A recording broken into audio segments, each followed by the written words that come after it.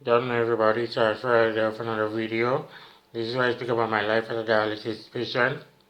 Feel free to subscribe to my channel and also to leave a comment and give this video a thumbs up. I would truly appreciate that.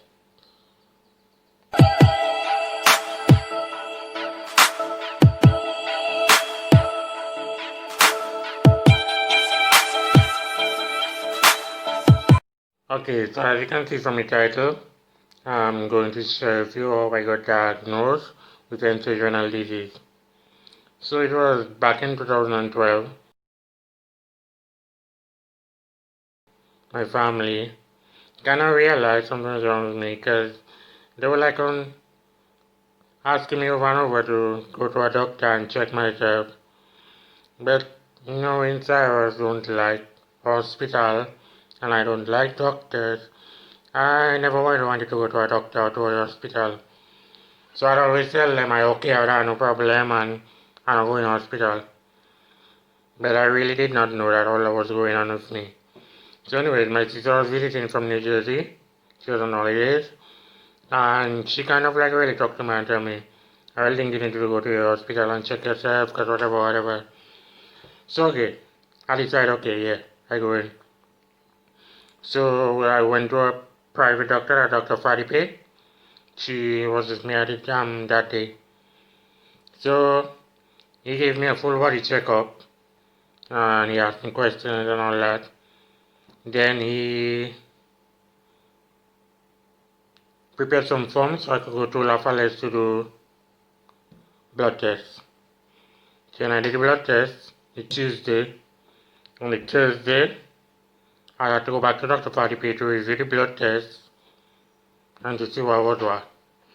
So anyway, when I got there, he checked me up, he asked me some additional questions and all that, and he told me I could have a seat outside, and he spoke to my sister in private.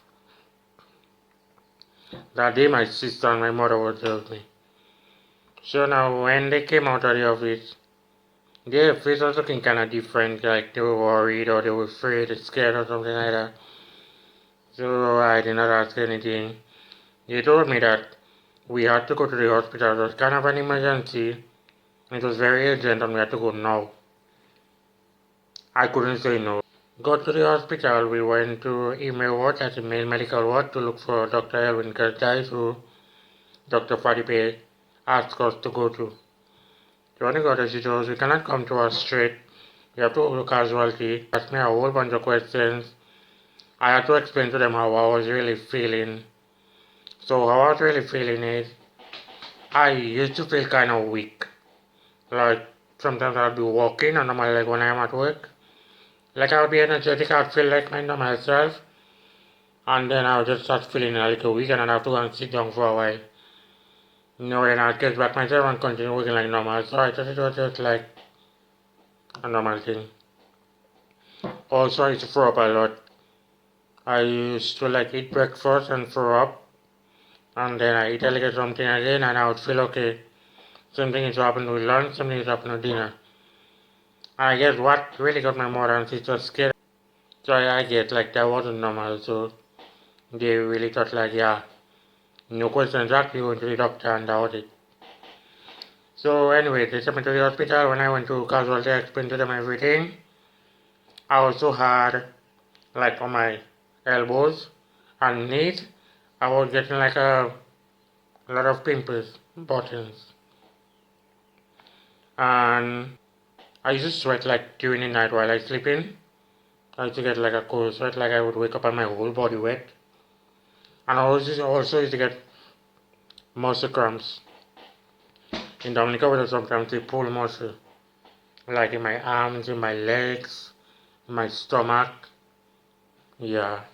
So I explained all that to them at casualty. Then they did not bother to do new blood results because the ones I had from Dr. Fadipo were recent. So they checked it and they told me that my blood level was on 2. Somebody with a normal blood level, HB, would be like 14. Mine was on 2. So like let's say I was a dead man walking, you can say it like that. Anyway, because they even like surprised, so how would I work in construction? How would I even walk in with a blood level that low? So they referred me to the ward, and he said I was supposed to get a blood transfusion immediately. They requested for 3 bags of blood, and they gave me all free for it until the night. And yeah, my mother and sister had to return home because like Jordan is like 1 hour away from Roseau, and I was at the Princess Margaret Hospital in Roseau. So then I had no choice but to stay in the hospital, and the doctor that came to speak to me first while I was at the ward, she explained to me that it was ESRD, which is end-stage renal disease, and normally they would put somebody of that situation on medication to see if they can get the kidneys to start back up. But with my situation, it was too late for that. So they explained to me that I had to be placed on dialysis. Now, to be placed on dialysis, they had to put a catheter on my neck. Show us my neck. You can see some scars. That's what the catheter was. Now, the catheter is temporary. It can only stay 3 weeks, because sometimes it can easily get infected, and that could be dangerous. Had the catheter done, and I had to go to X-ray to do an X-ray of it to see if everything or if it was in place and okay. And the catheter is something like this long. They push into the vein in your neck.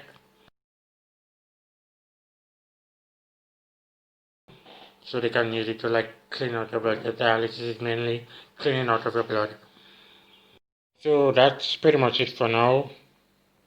I've been on dialysis from then up till now.